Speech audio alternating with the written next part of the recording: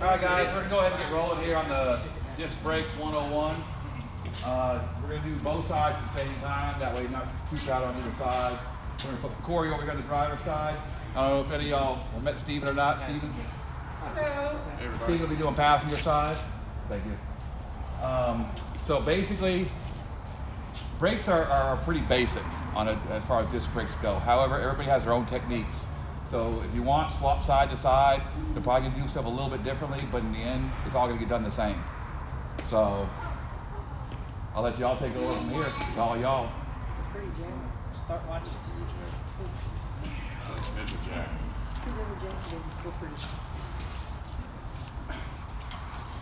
So what Corey's doing over there, first step, seems stating the obvious, but you'd be surprised how many times, even when you know what you're doing, you still don't do it. Pop the lug nuts loose before you lift the vehicle off the ground. Take them off, just loosen it. Is that the one you have to have the key for? Yeah, almost all of them. Unless somebody's swapped them out, which always been need So locate your key. some kind of so.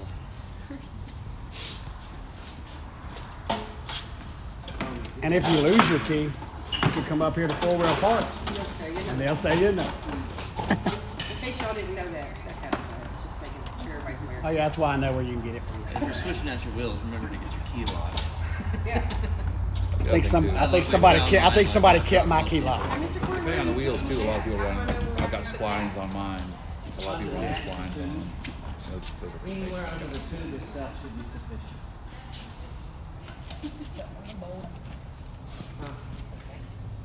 Again, that's splitting hairs. Usually I live by the control arm mounts, but If you're doing one at a time, you do it that way. I pick up the whole front axle at one time and then take them loose. It's good to do it with a Jeep like this, it's like small, so you don't have to lift it up off the ground very high.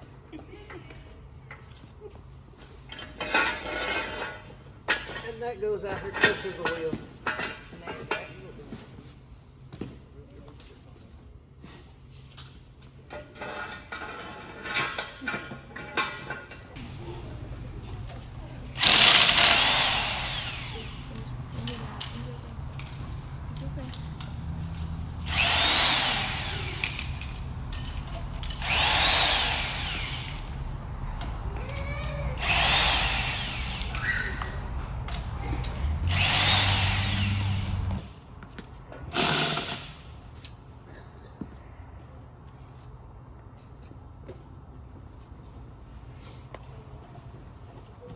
Now me, and compress this caliper before I take it loose.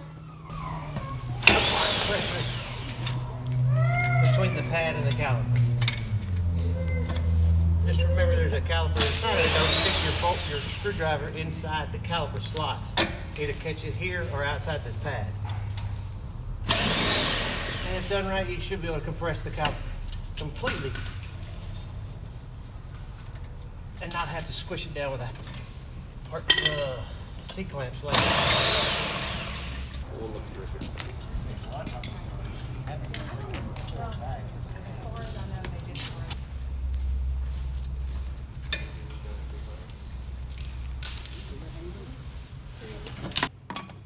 And on this one, you got to have a backup brake because somebody over tightened it.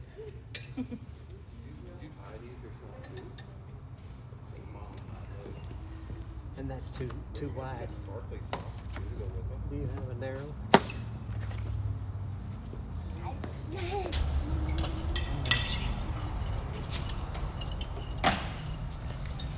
So how do I know it's time to do my brakes? Can it start screaming at me? It's either screaming or Grinding. your pedal will vibrate real bad when you hit the brake. That's a cheating way of holding the back side of that bolt when you don't have a wrench. usually you can put a 9/16 on that and stop it from These 9/16s are too fat.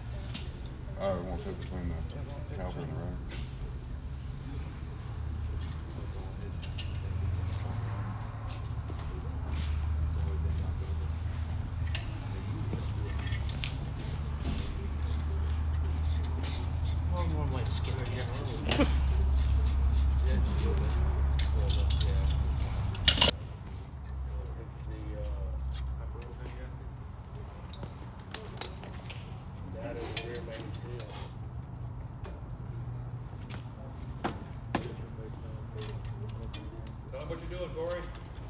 breaking the caliper bracket bolts behind it loose. You got two big bolts on the back side that hold this bracket on. If you were just changing your brakes alone, you can swap just the pads at this point. Okay. And put new pads on and put the caliper back on. Is that a bad pad? Well, An example? not really on that. I don't know what the other side looks like. Those don't look too bad. They got a little bit left. But to change the back, the rotor, I got to pull this off because this is what's holding it on.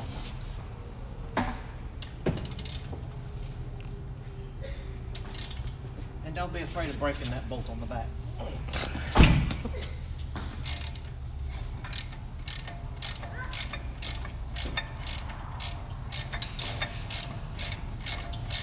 see how the rotor's shiny in spots and dark in the other?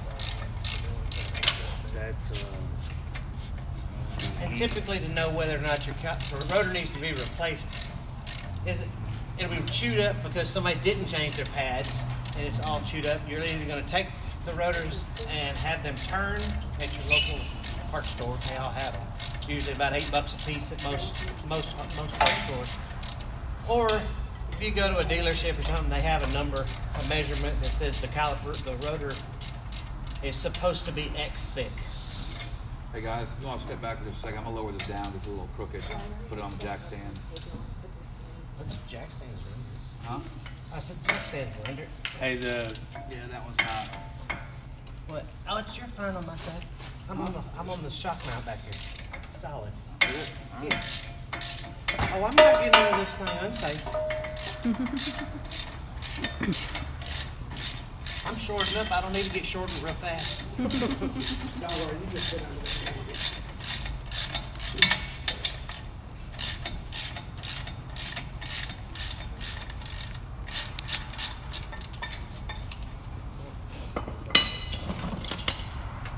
Two bolts, hold the caliper bracket on. Rotor's off.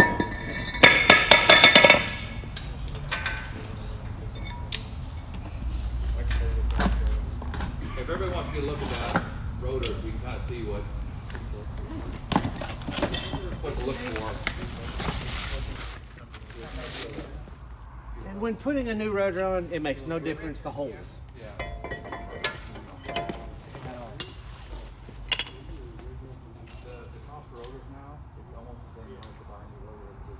Well, I was just gonna say, I would think that have a turn to keep it tight. In case you build a damn one.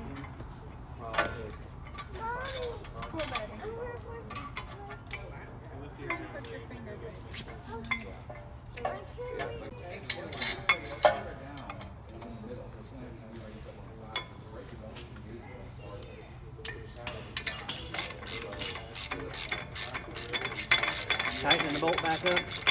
There's two on the back. On a JK, there's 21s. Typically on the caliper bolts were 13 millimeters. I think pretty much all the braking system of the JL is the same. I would have said TJ's, but mine has a 13 on one side and a 10 on the other. Oh yeah. But your pads Depending will on wear how out bad the quite grooves two or are. three times as fast. There is a torque spec to that, but it's tight. If your grooves aren't that bad, then On the big you bolts. can get by by You can't really over tighten them with your hand. wait until that thing gets really. The thicknesses. But if you ever come up to a brake light, a stop sign or something, and you feel your foot pulsing, that's a bad rotor's out of rep.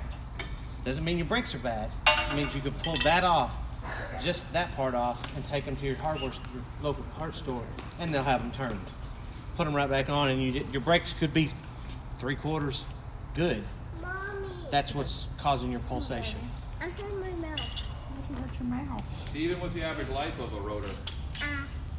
The average life of a rotor? Well, it depends on the size of your tires and how aggressively you brake. Depends on the driving person. Mine will last These are forever. tips that Jody's go won't. inside the slots.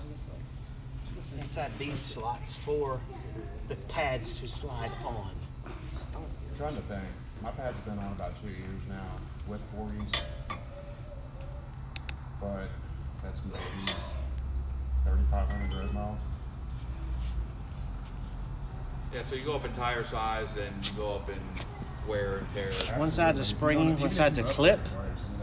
The clip, the springy goes to the outside. The clip, you'll put it here. You'll push against your springy until it snaps in. As the tire size increases, so does the And there's tire. 4, 2 top, 2 bottom. So point of reference, my tires are 156 pounds apiece. So that's One lot has a of- squealer, one does not have a squealer. A lot of mass. If your tires are spinning, that way your squealer should be pulling against the flaps so that it squeals when it gets low enough. That's why we need to set.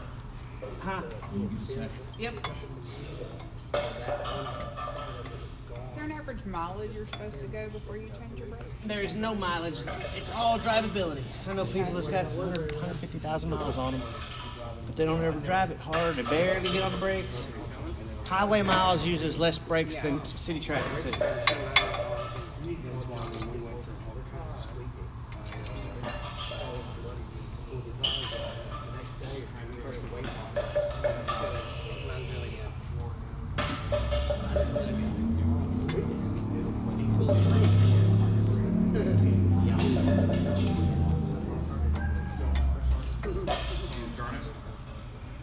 Huh?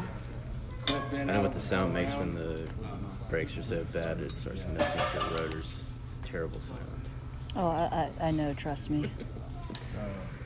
Do what?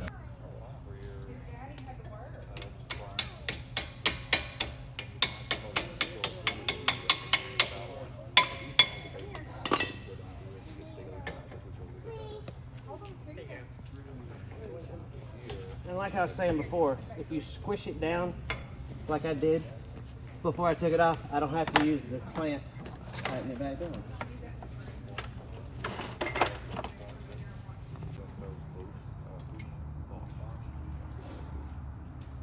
Now I will add one thing to this video.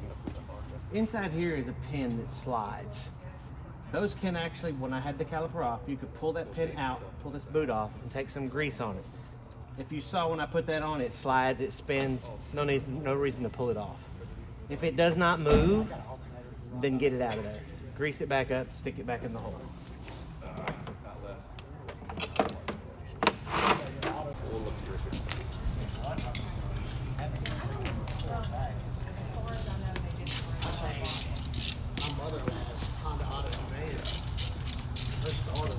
Hey, hand me one of those brake pads. Corey. Starter off her car, drive up to AutoZone, give them the starter in order to get up, because they were gonna charge me $40 for the course. So I just took the starter off first, carried it up there with me, got her starter, and put it back on. Didn't have to pay for the course. $40 course, man, yeah, you can bring it back, because you want that $40. A narrow wrench. But if you're ever going to do this on your own more than once, buy you a Harbor Freight for like $3 and grind it flat so it fits in that slot. You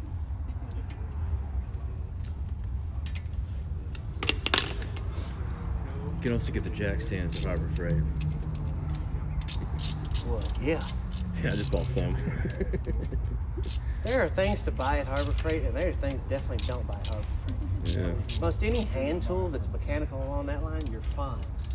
Almost anything electric, it's gonna last 1 or 2 times, and then you throw it in the garbage.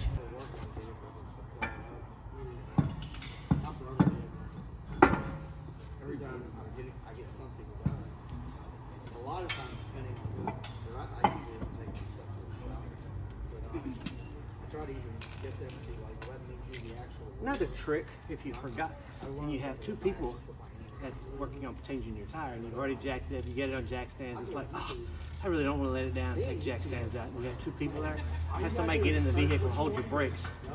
You can break bolts loose on it, and then spin them off. You gotta do the first step, hit pause, you gotta do it. Hit play again, you gotta do the second step, hit pause, you gotta do it. Then you got 2 bolts, 1 bolt, like my truck. And when putting the brakes, tires back on, always use a star pattern so that it gets evenly put on there and you don't warp a rotor.